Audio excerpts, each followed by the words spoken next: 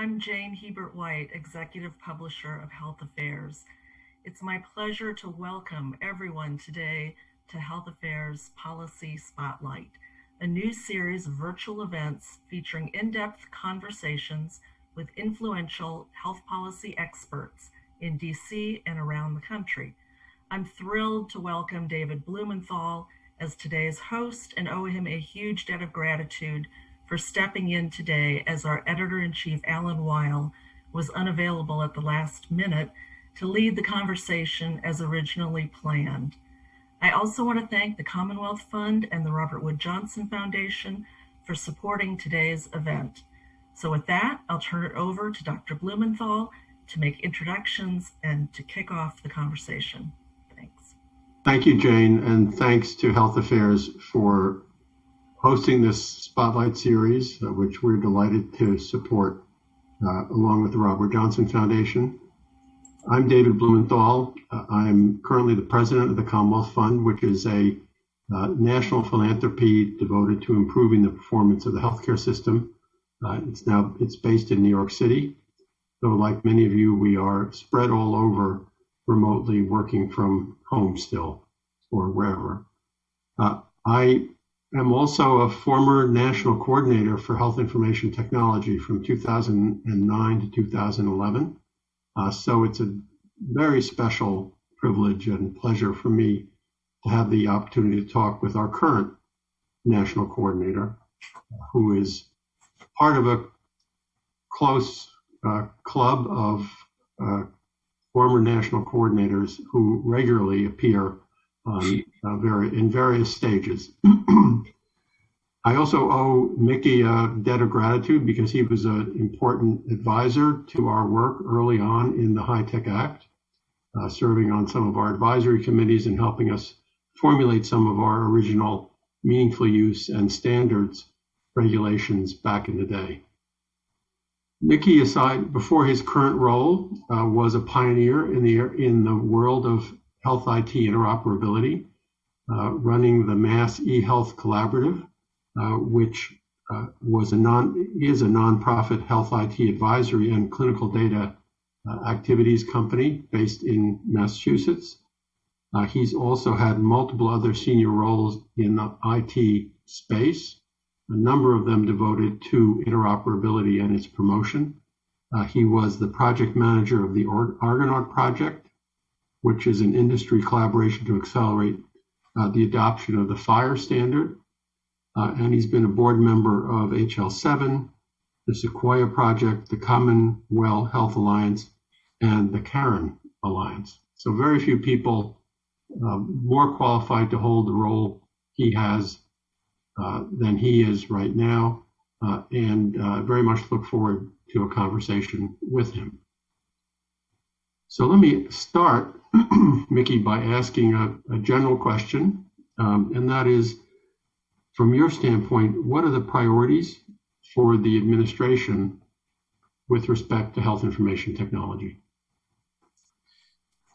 Yeah, great. First off, thank you, David, and thank you to the Commonwealth Fund and to Health Affairs for the opportunity to be here today. And always a delight to be with you. And, and any of the hard questions, I'm going to pitch back to you since you're qualified to answer them as well.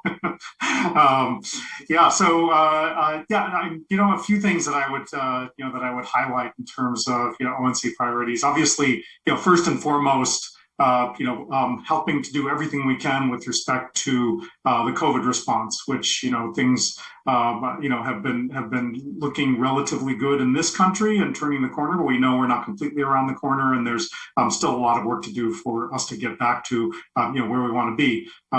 And so everything that we can do, and that's related to very specific things, related to helping to try to help with scheduling, trying to help with vaccine information availability, and doing a lot of work with the CDC, particularly with regards to an executive order related to evaluating the public health data system response to COVID, and what lessons can we learn from that experience that can help inform how we can have a better data-driven response to high consequence public health like COVID going forward. So that's top of mind for ONC as well as all agencies. we also have a bunch of other things that we need to keep doing as well. And so, a couple of those that I would flag are one, certainly the implementation of the 21st Century Cures Act, which was passed and signed by President Obama, and Vice President Biden in 2016, and has some, very fundamental components to it that are, really vital aspects of how we're going to think about interoperability in the future. The two that I would call out are one, the information blocking, parts of that rule, which are about information sharing. It's really something that should be called information sharing, not information blocking, which requires organizations to make information available to patients as well as other providers through APIs that are accessible without special effort. Was the particular words, and I'm happy to dive into the details of that as we continue. The second is related to nationwide interoperability. It's called TEFCA, the Trusted Exchange Framework, which is about creating a governance model to have more seamless integration of the various health IT networks that are out there in the market today. So you've opened up two issues that I do want to drill down on. One is the public health data infrastructure, which we are all acutely aware of as to its failings in the pandemic. And I don't think that's criticism of any particular group or agencies, but it just reflects years and years and years of underinvestment in our nation's public health infrastructure. And the second has to do with the implementation of the Cures Act. So let's talk about the public health infrastructure priority to start with. Now, I know that you are formulating policy with respect to that, so all the answers may not be in. But if you had to guess where policy would take us with respect to developing the decentralized, diffuse public health information architecture that we need in order to manage pandemics in the future, where would you expect ONC and the administration to lead us, along with CDC, of course? And obviously, as you've pointed out, I'm not going to speak for the CDC on this, but certainly I'm aware and working very closely with them on the investments and helping to advise them along the health IT, parts of the investments that are being made to, that's all under the, sort of the umbrella of the data modernization initiative that's going on at the CDC right now. So, I think that one of the sort of the aspects of the COVID response now that we have is that, there are now resources available to be able to make some investments. But, one of the challenges that we have is that, is how best to make use of those resources. And unfortunately, in some ways, it fits within the historic pattern of feast or famine that, that as a country we've had with public health. After crises, we tend to, inject a whole bunch of money. And then that money starts to, fall away. And then, there's a long periods of time in between crises where we, sort of underinvest in the public health systems. And that presents a challenge for making, sort of a rational, sustained investment to create the kind of public health information system that, that everyone living in the United States deserves. So, I certainly the things that we are working on with respect to, with respect to the CDC's program, and we're working very closely with them on some priority areas. And so, I think that, at sort of a broad level, I think what the CDC is trying to accomplish is to say, how do we create a general ecosystem where we think about an ecosystem of data sharing that doesn't have, sort of the stovepiping that we have today. So right now we have the clinical systems which live in one world, we have administrative systems that live in one world, and then we have public health systems which live in a different world, and they don't intersect very often. And I think that, that as we think about the future, what we want to be able to have is an integrated ecosystem where you're able to, have information exchange according to purpose, but not stovepiped in these separate, often redundant, ways of sharing information. So I think that's a general goal, and there are multiple, different ways to accomplish it.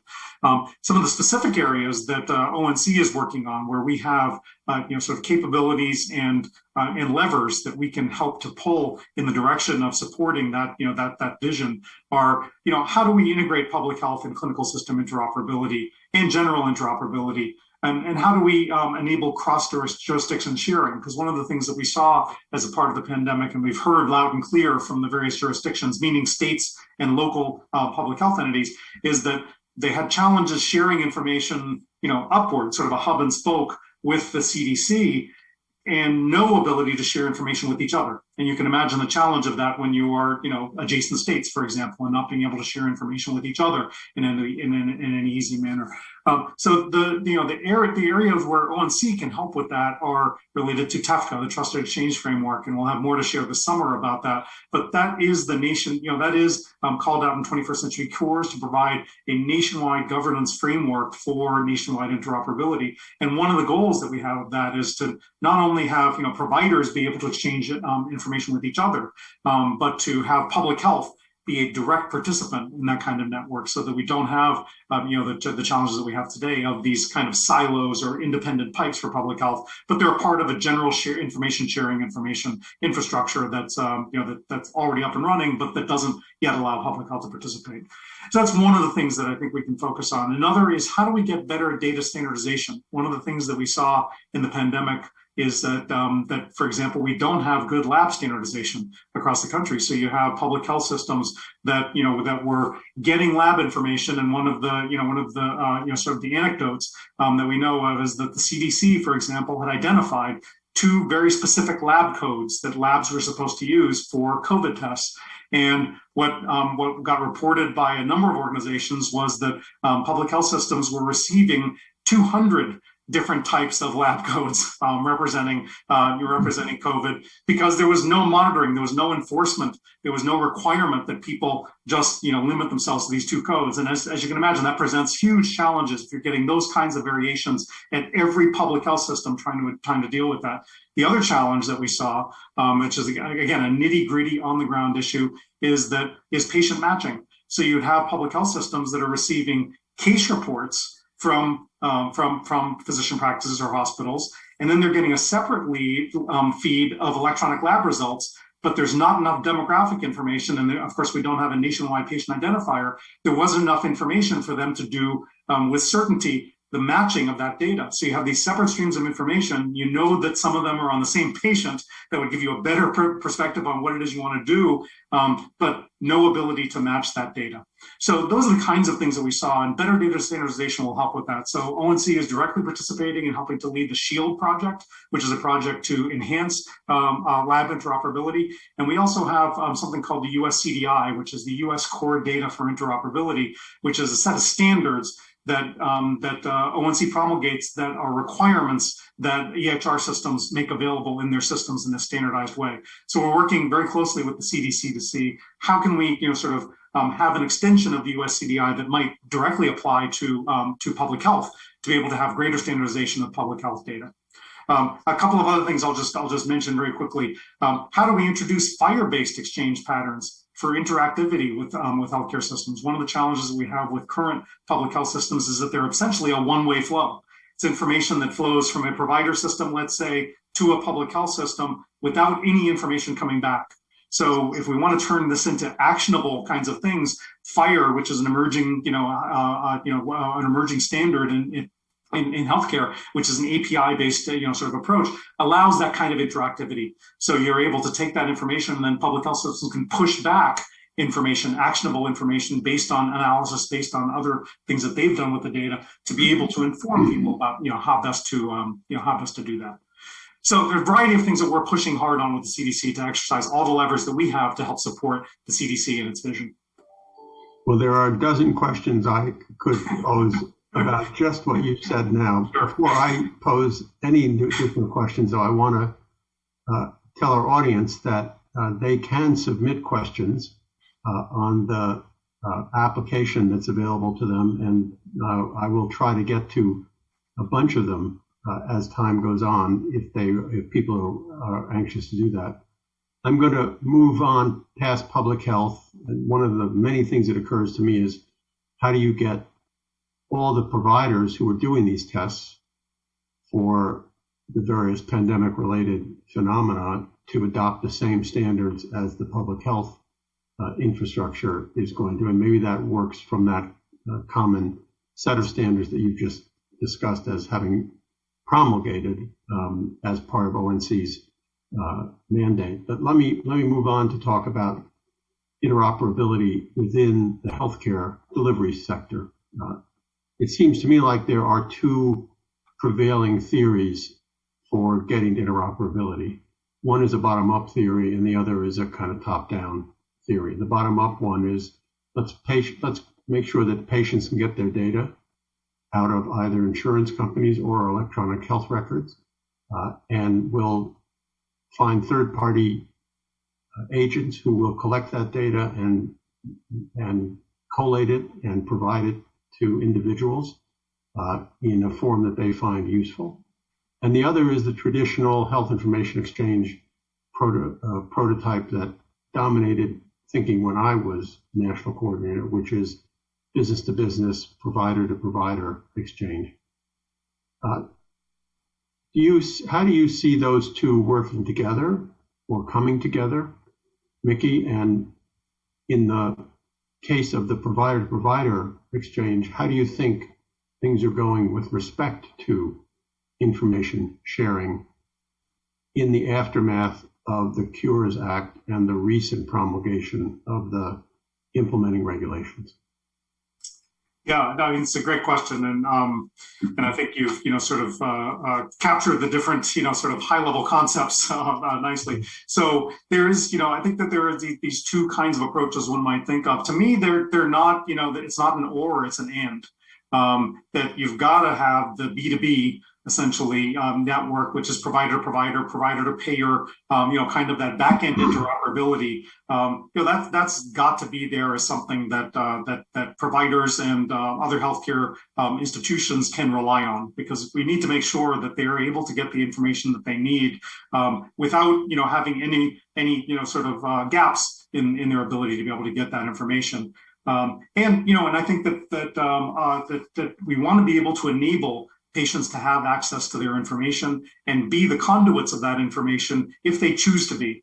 And I think one of the challenges is that we don't know whether patients will choose to be those kinds of conduits. There are many patients who may be interested in that, and so we want to do everything that we can to make that information available to them without special effort, as the 21st Century Cures Act says, as just sort of an ethical and moral as well as legal obligation now to make that information available to them so that they can make the choices that they want to make about the control, about what they do with that information, who they provide that information, sort of access to, and what, other kinds of services that they want to be able to, have, provide availability of that information to, that might live outside of the traditional healthcare settings, like their, hospital or physician offices. But the reason I say that it's an and is that, I don't think that we don't yet know whether all patients want to do that. I mean, I think that, that for a lot of patients, me, for example, I really don't have a whole lot of interest in being at the center of that because I'm afraid that I'll drop the ball.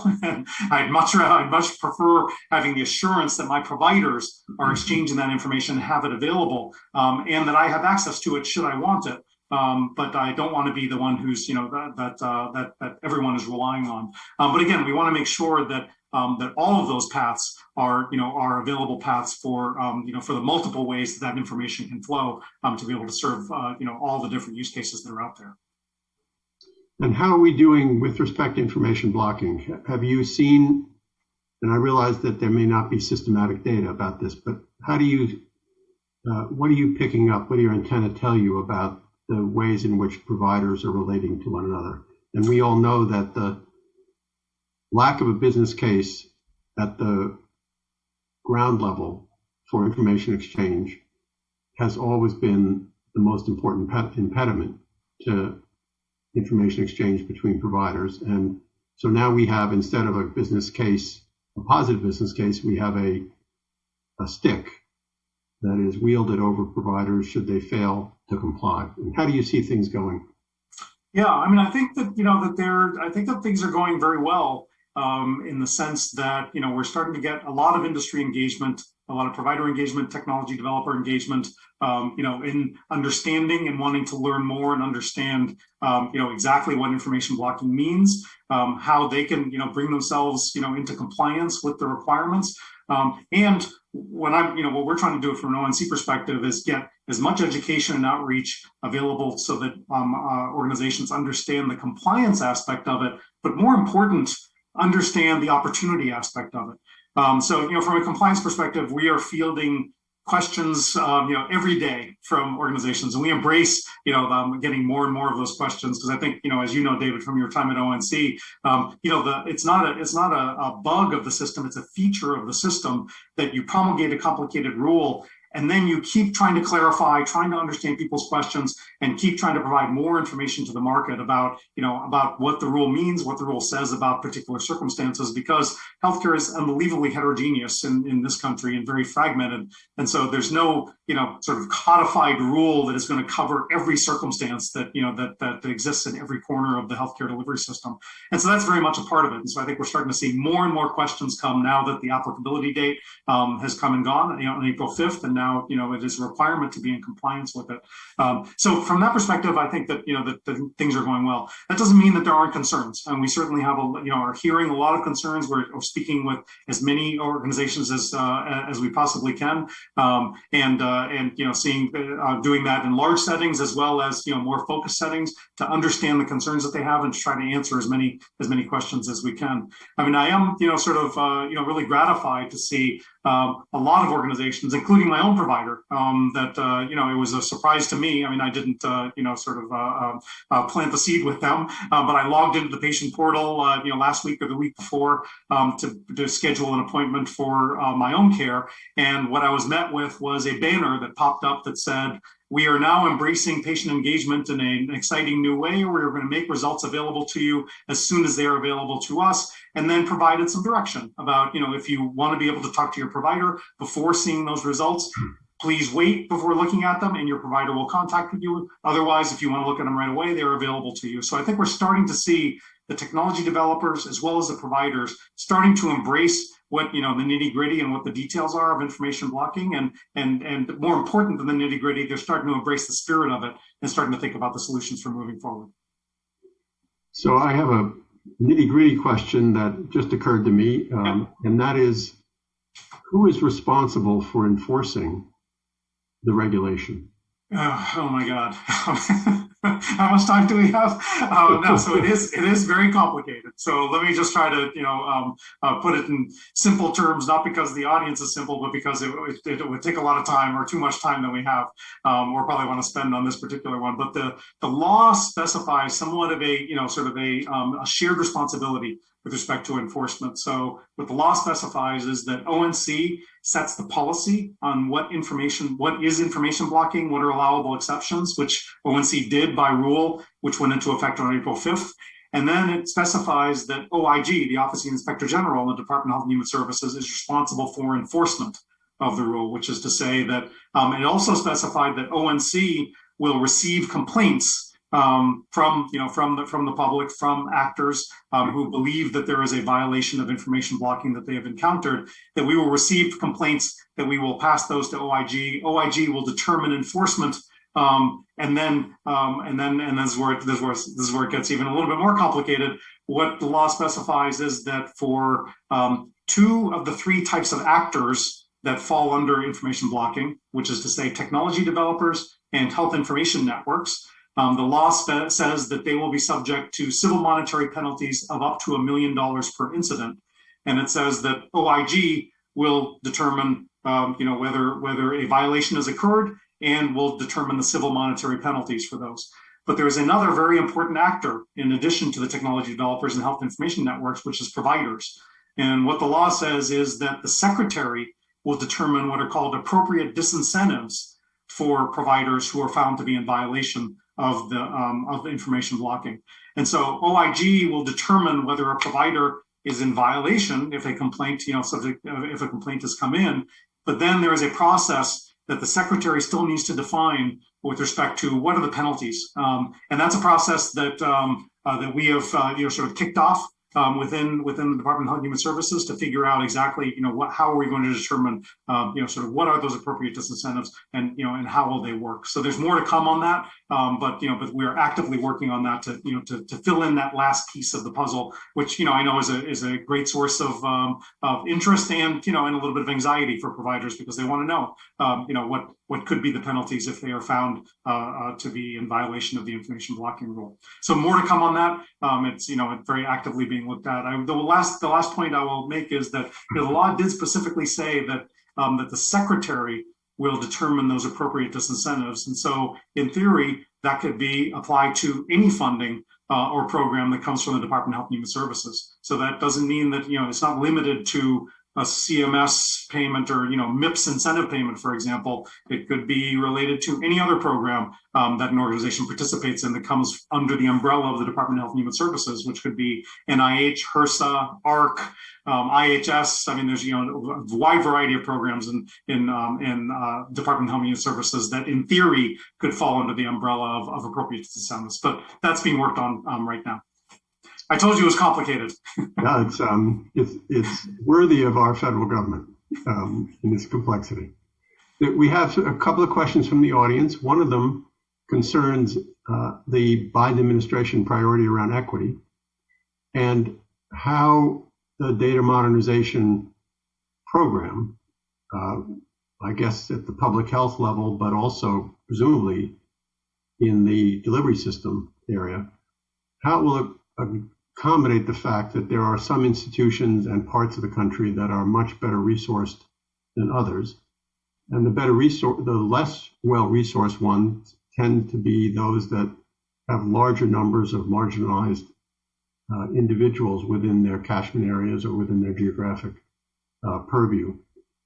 So how is that equity thrust, which is so prominent in this administration, figuring into your thinking about the health IT agenda?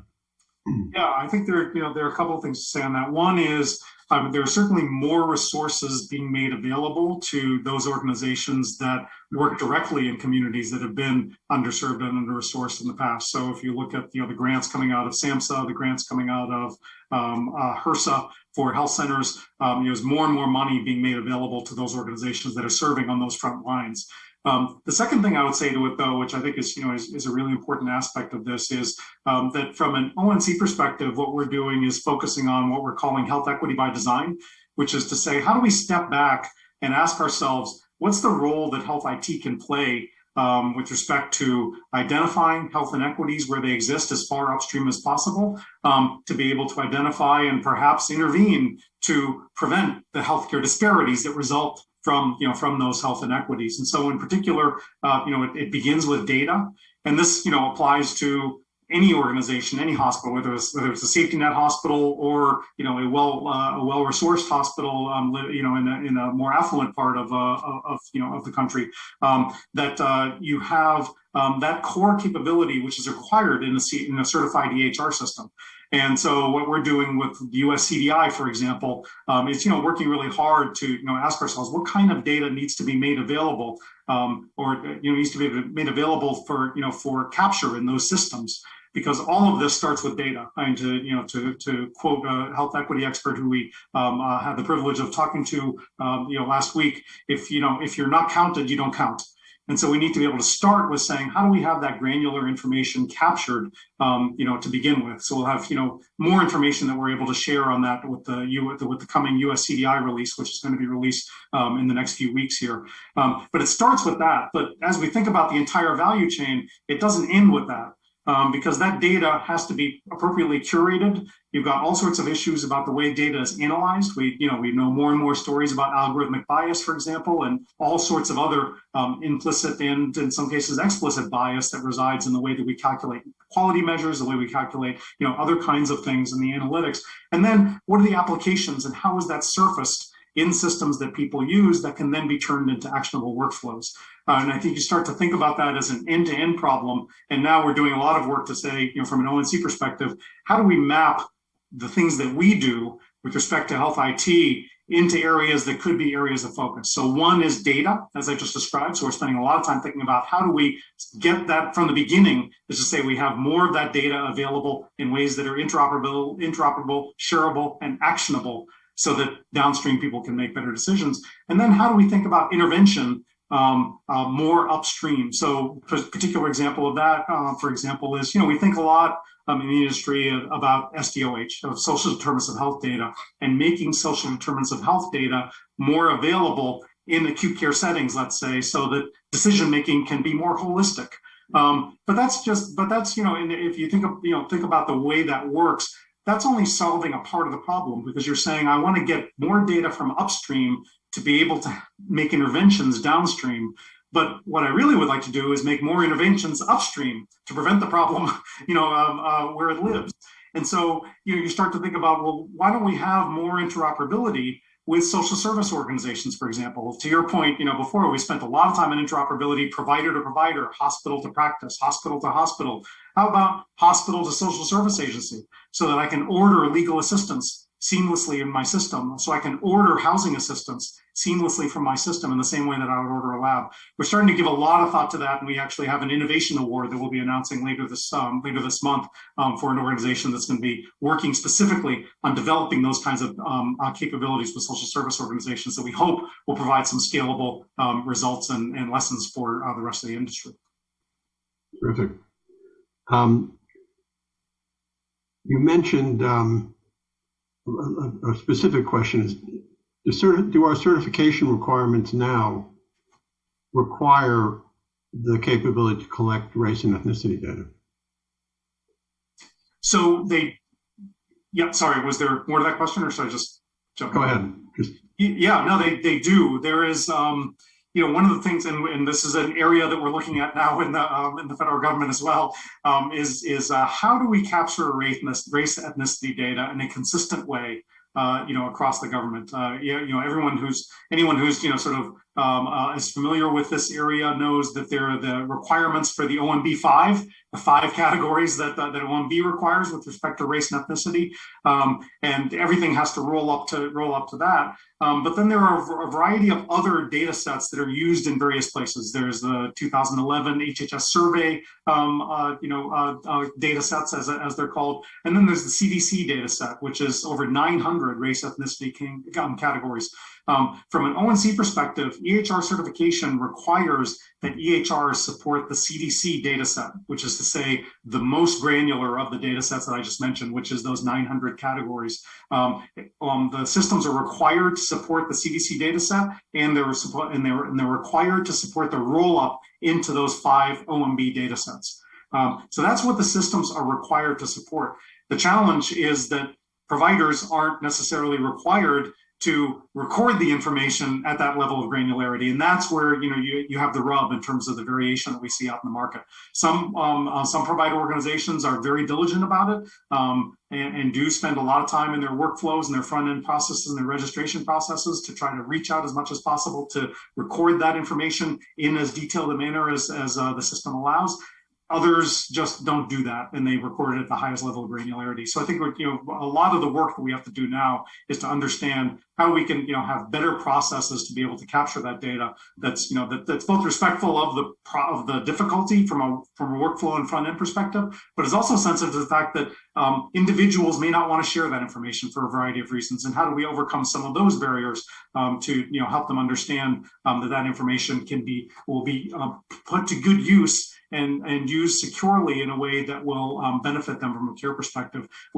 Just before this meeting, I got off an amazing presentation from UCLA about the work that they are doing to do just what I described, which is to say, reaching out to patients separately to describe, why are we asking these detailed questions about your race, your ethnicity, your sexual identity?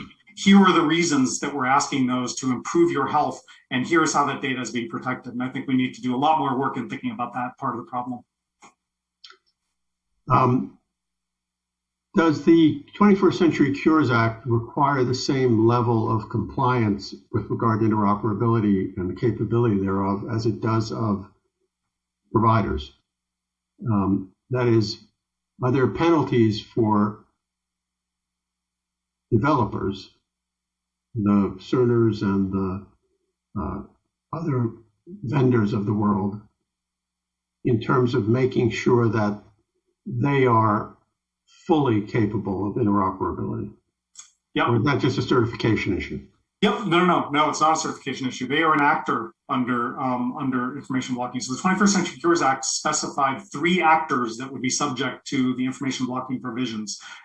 One is providers, one is technology developers, which would include EHR vendors, for example, And then the third is health information networks or health information exchanges. They will all fall under that umbrella. So each of those are actors that are subject to the information blocking provisions and the same provisions. So it's, the same exceptions would apply, the same rules about what constitutes information blocking and what constitutes interference apply to all of them. With the technology vendors and developers in particular, that's, as I was describing before, the law actually specifies a significant penalty, which is a civil monetary penalty of up to $1 million per incident.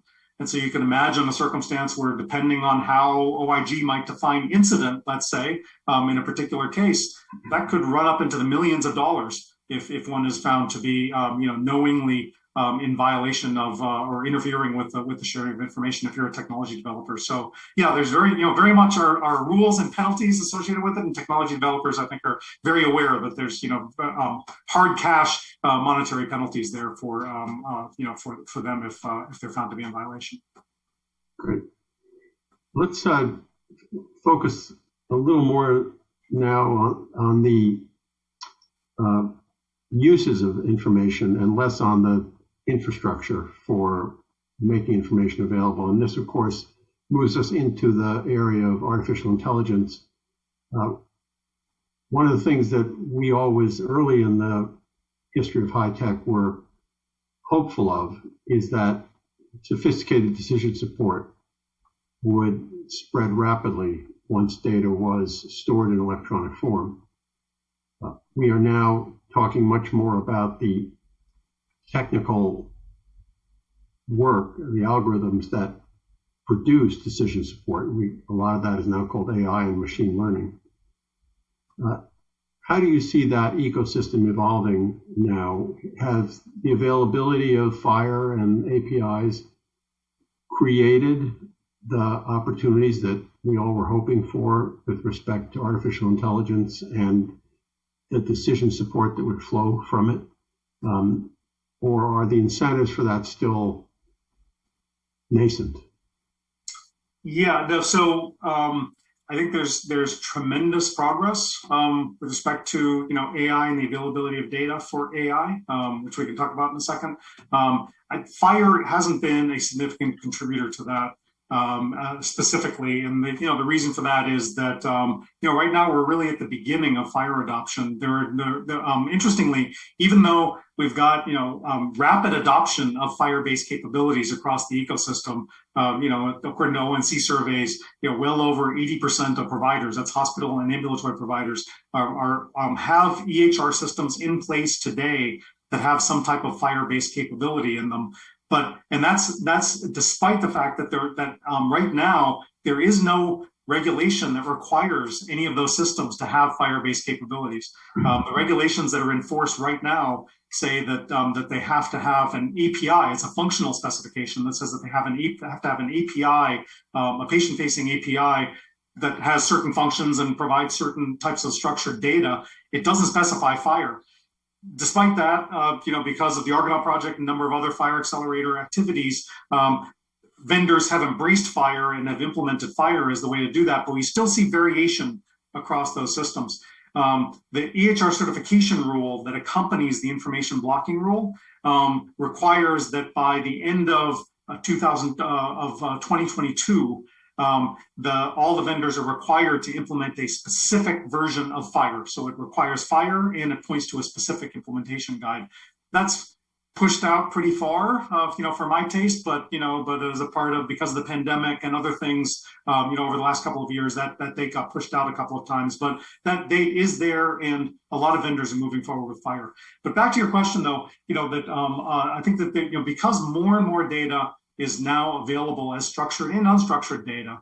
And we have, cloud-based, cloud-based services, cloud-based ways of being able to, manage and analyze, large volumes of data from disparate sources. We're starting to see tremendous progress and growth of algorithm-based, approaches. And I think that we're going to start to see more of that as we start to, as the information blocking rule, for example, starts to require that electronic health information, which is to say more than just the structured data, but the entire record, quote unquote, is required to be made available starting on October 6th, 2022, which is not that far away.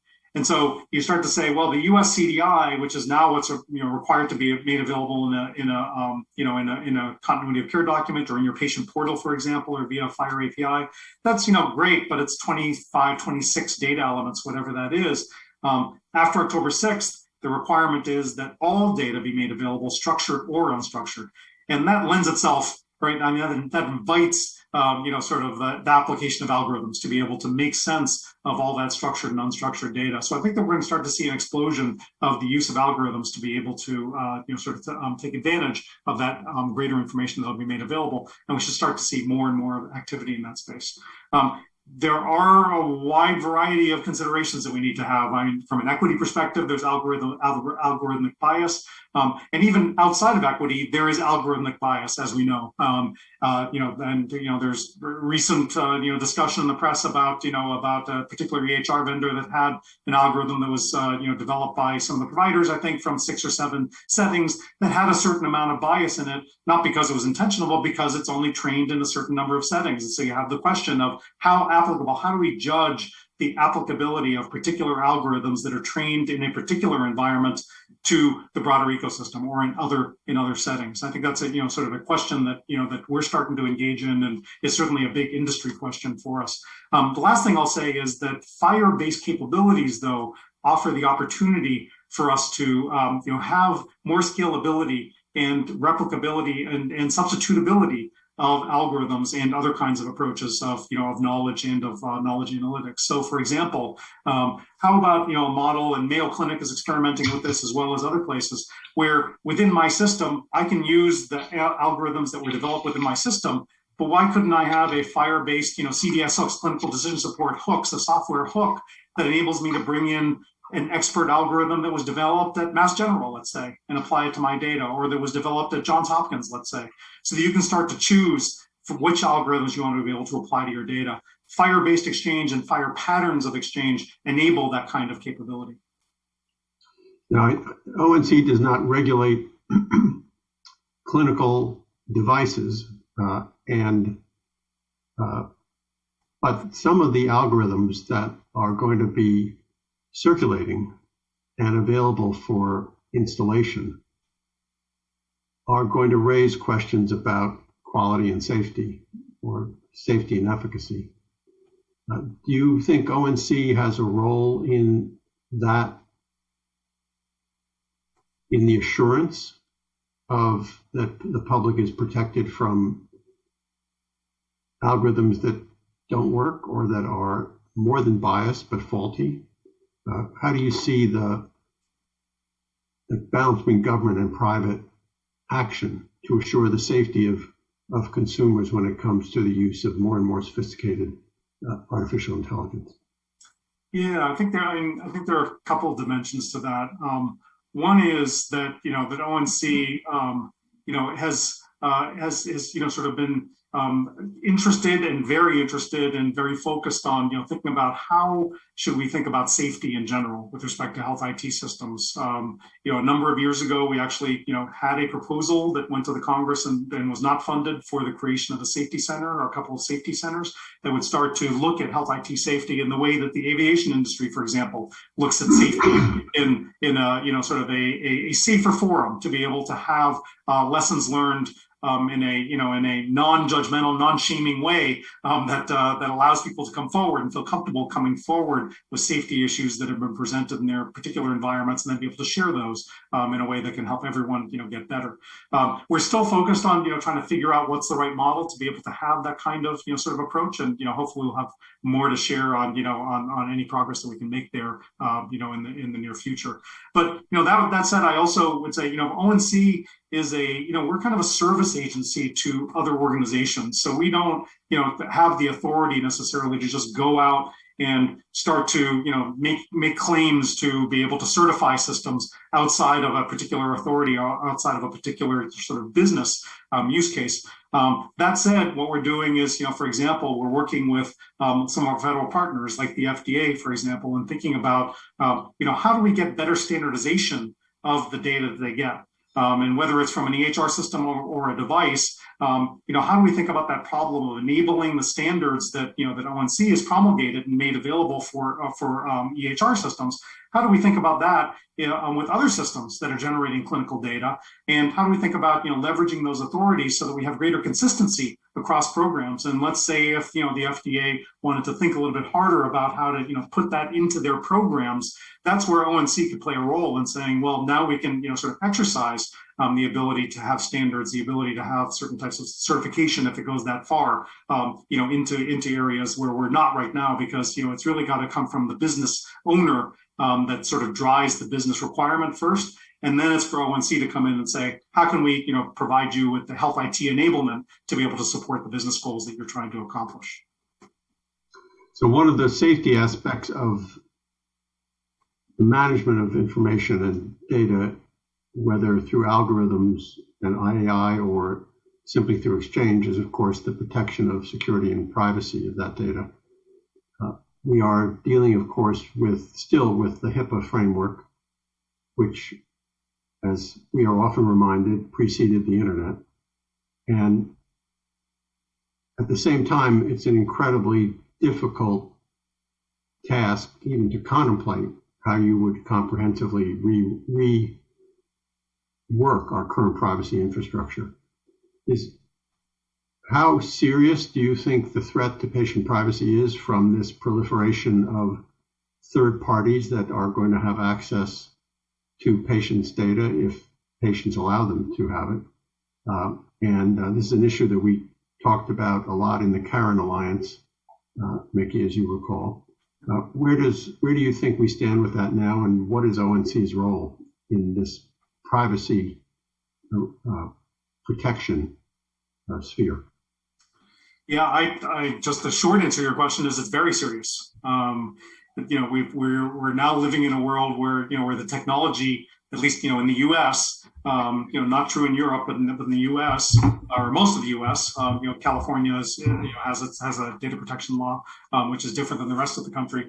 But in most of the U.S., the technology has outpaced the policy, which is to say, as you pointed out, we have information, medical record information, clinical information that is crossing the bounds of HIPAA protection in a way that the individuals who have that information now in their hands don't recognize, first off, which is the first problem. They don't recognize that information no longer has the HIPAA protections that they think it has, and they don't recognize that that there may be ways that their information might be accessed, that if they're not very, very aware and diligent and conscious of what they're agreeing to when they start to click through those apps and the fine print on those apps, if they're not very conscious of those, they might have their data exposed in ways that they really didn't intend for it to be exposed, and that could have sort of long-lasting consequences for them. So I think it's a really serious problem. It's not new in the sense that going all the way back to you remember the blue button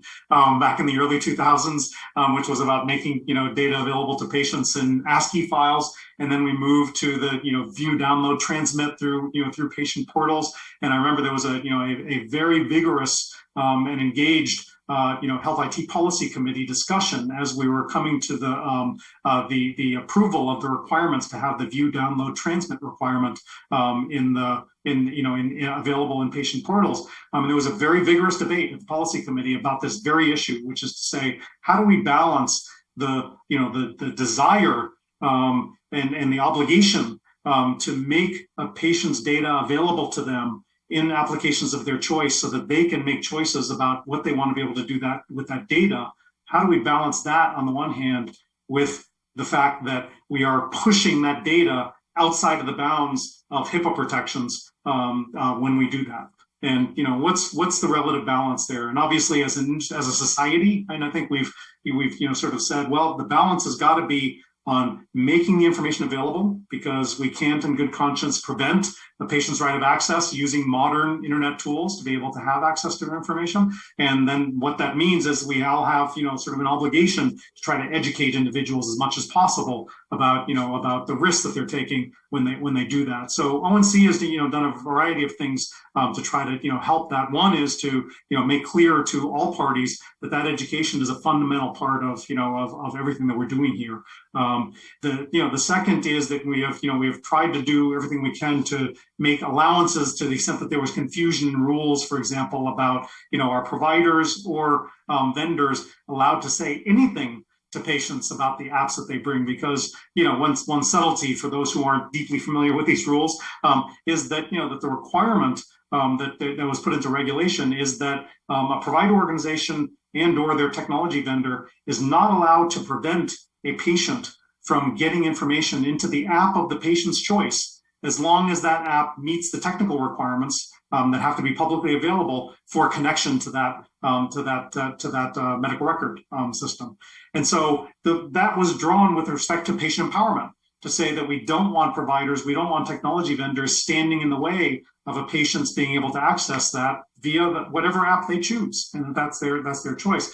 What we didn't want is to say, and this was where we provided a little bit of clarity, that what if a provider or providers and technology vendors feel a duty to be able to provide information to their patients if they think that they are endangering the privacy and security of that information in ways that they may not appreciate. So we did provide some clarity that says that a provider or a technology vendor can provide information to a patient if they know that the patient is using an app that has these kinds of threats that have been demonstrated. There's more to come on that. We'll see. Secretary Becerra, obviously, being the Attorney General of California, has a deep familiarity and knowledge about these privacy issues, and so I think that as the administration has a little bit more time under our belt, hopefully we'll be able to raise that discussion to be something that we can work on in the near future. But do you think it's fair to say that current law does not provide the authority that is needed to regulate the management of data and the privacy and security of data outside of the HIPAA provider framework, that is the covered entity framework? Yeah, I am not a lawyer, and I'm not OCR, but my read, and I think ONC's a read on this, is that is correct, that the current law does not allow that. And so once you're outside, once you have downloaded that record into your app, the app that you control, then you're now the only, you have state laws that might provide some protection, and then you have FTC Section 5, which provides some protection about an app's accurately representing what it is they had in their publicly available privacy statement. But that's that's pretty weak protection, from my perspective. Sure.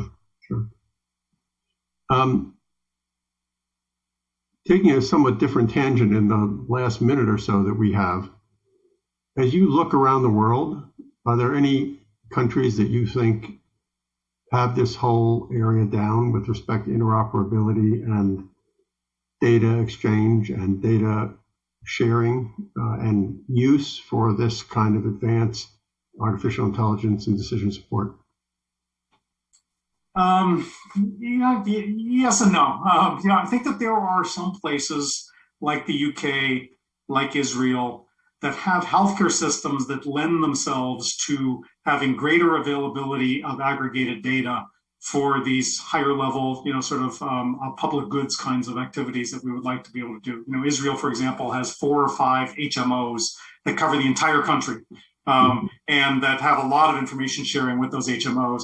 And of course, the UK has the National Health Service, which has the availability of data across the entire ecosystem. So I think those are countries that that have the access to and the availability of that information that lends itself to those kinds of analytics in a way that's very, very difficult in the US. The US has many strengths, though, I think that we don't see in other countries. When you think about the adoption of electronic health record systems that are highly functional, I know there are many people who are saying, but they are highly functional in an absolute scale for sure. And the rapid adoption of FHIR, the HIPAA right of access, and the laws that are requiring open access to that information for patients to be able to do what they want. And those are all tremendous strengths that other countries are looking at as as models for the for what might be the path, the future paths for them to be able to think about how you have patient enablement, but also the ability to have the patients participating perhaps in aggregation of data, or just the aggregation of data on a B2B way using more modern methods than have been available in the past. Well, that's great. I think we're at time, and I just want to thank you, Micky, for taking the time to be with us and express my appreciation for having you in the role that you're in right now. I think we're all very fortunate to have your leadership at the ONC at this point in time. So good luck to you, and we'll be checking in, I'm sure. Great. Thanks so much, David. I enjoyed it.